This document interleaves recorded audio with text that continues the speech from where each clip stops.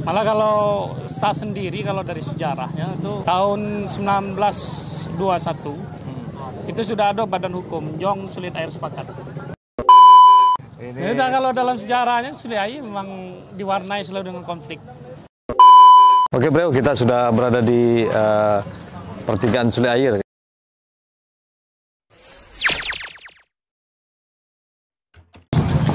Ini kita ngobrol-ngobrol soal perantauan di Sulit Air bersama Uda Adi ya. Dan ini ternyata juga seorang YouTuber bro. Ya. Tentang Nagari Berkemajuan ya. Namanya channelnya Nagari Berkemajuan. Nagari Berkemajuan ya. Ya. Kontennya masih seputar Sulit Air ya. Tujuannya tentang Nagari secara umum, tapi kini baru fokus ke Nagari Sulit Air. Mudah-mudahan terus berkemajuan. Itu aktivitas anak rantau Sulit Air ini di rantau apa aja itu mata pencariannya kira-kira tuh? Beragam ya. Kalau tengok sejarah itu kan polanya macam-macam. Pernah bergerak di bidang fotokopi. Ada masanya bergerak di bidang konveksi. Ya, ada yang di komputer ya, tinta yang banyak tuh, mayoritas tuh ya tinta. Itu terus berkembang. Nah, itu.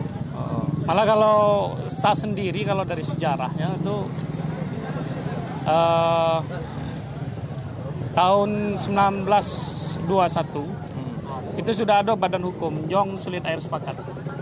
Itu berbadan hukum loh. Berbadan hukum. Ada diumumkan di koran Sumatera Border. Sumatera Border ya, Sumatera Border.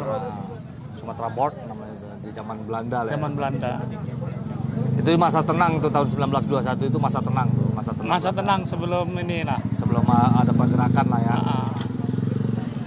Ya artinya dari situ sebenarnya pemuda itu sudah bergerak dulu kan. Perantau itu sudah memikirkan hal yang cukup serius. Ya. Terkait organisasi. Ya, semua nagari sih waktu itu. Iya, Pariaman juga. Pariaman. Tapi dia berbentuk kabupaten belum lingkup nagari. Kalau untuk lingkup nagari Sulit Air yang cukup cukup tua lah untuk. Cukup tua untuk ini ukurannya. Tapi mungkin karena sedikit kes kemarin tuh ada M21, M22 itu. Ini kalau dalam sejarahnya Sulit Air memang diwarnai selalu dengan konflik. Dengan pro dan kontra ya. Pro dan kontra. Tapi yang menikmati setelah itu adalah masyarakat. Namun kita sayangkan ini agak terlalu jauh konflik itu kan. Terlalu jauh lah. Mudah-mudahan bisa lah kembali bersatu. Ya sebenarnya bisa aja kalau masing-masing bisa agak slow down sedikit. Sulita kalau di ini Sulita. Ya, bilang sebutnya Sulita. Makanya di sini ini ada aksara tua. Aksara tertua di Sumatera Barat itu Sulit Air yang ada, ya kan? Nah, iya, mengenai aksara itu justru aku ingin tahu. Kan selama ini banyak generasi muda nggak tahu tuh. Iya, harus tahu tuh. Malah boleh tanya kok. Sebenarnya karakter aksara Sulit Air itu seperti apa? Apakah mirip dengan Kerinci yang ada huruf Kagangat dan Naca itu? Atau kayak apa? Dia berbeda, tapi kita lihat malah lebih mirip ke aksara Israel lama. Ibrani. Jadi memang ada peradaban ya zaman Prabu Singkara lah, sebelum Masehi malah adanya itu. Runtuhnya kerajaan Singkara ini kan di abad keempat. Kalau kayak ini kan karena yang dulu kan Kerinci bagian Sumatera Barat tuh. Bukan Sumatera Barat, Alam Minangkabau. Alam Minangkabau, sorry. Tapi kan huruf apa namanya tuh? Ya, Kerinci beda lagi hurufnya. Ya, karena Kerinci dia tua juga. Agak mirip dengan Palembang. Iya, dia tua juga tuh. Peradabannya beda lagi. Tapi dia jadi Minangkabau ini kan united status. Serikat. Makanya serikat pertama ya Minangkabau. Kerajaan alam Minangkabau. Kalau kayak gitu intinya di Minang dulu pernah ada literasi.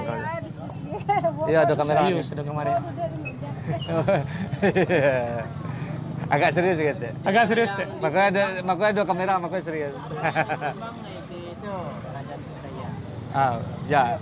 Kalau kerajaan Sriwijaya itu Dapun Tahyang. Di dalam Pararaton disebut Dapun Tahyang membawa 20.000 tentara dengan perjalanan suci dari Minangatampuan menuju Sriwijaya. Sriwijaya itu artinya api kemenangan. Jadi memang negeri-negeri tua di Minangkabau ini nggak tinggal berapa. Dan rumah adat itu bukan berarti rumah gonjong aja. Ya. Rumah gadang itu ada sekitar 12 lah. 12. Nah, kalau yang datar itu kan, yang bawahnya datar itu disebut kelarasan Bodi Caniago, atau duduk sama rendah, tagak sama tinggi. Kalau yang naik begitu, Koto Piliang. Koto Piliang. Tapi silai Bajan yang naik, petanggo turun. ya, pisang si kalek rimbo. Berarti Pisang dulu batu nan kelarasan ketiga, Iya. kelarasan yang panjang namanya. Berarti itu. Soalnya kalau jadi dari balai-balainya nyo sama data, duduk sama tinggi, tegak sama rendah. Tidak seperti kata Piliang, padahal nyo cuma Koto Piliang. Tapi dari segi struktur rumah gadangnya, justru kayak Bodi Caniago. Kayak Bodi Caniago. Emang setiap suku, dia ada juga kan suku-suku. Ada berapa suku di sini? Ampeknya. Ada. Limo Panjang, Limo Singke, Simabu, Piliang. Berarti Koto Piliang. Ya. Nah, berarti malah cuma Koto Piliang. Silai cuma Koto Piliang. Awak Nagariwa kan Camintaru Koto Piliang. Sannya Maka. Iya. Ya, memang luar biasa sekali rumah adat. Kelarasannya mengikuti kelarasan Koto Piliang, sedangkan rumah adat yang digunakan itu duduk sama tinggi, rada tangga sama rendah. Nah, itu ada perubahan-perubahan.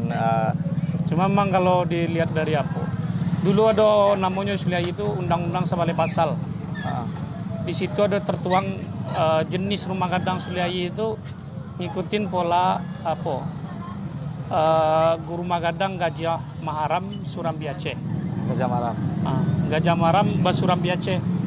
Gajah Maram tapi itu Surambiace.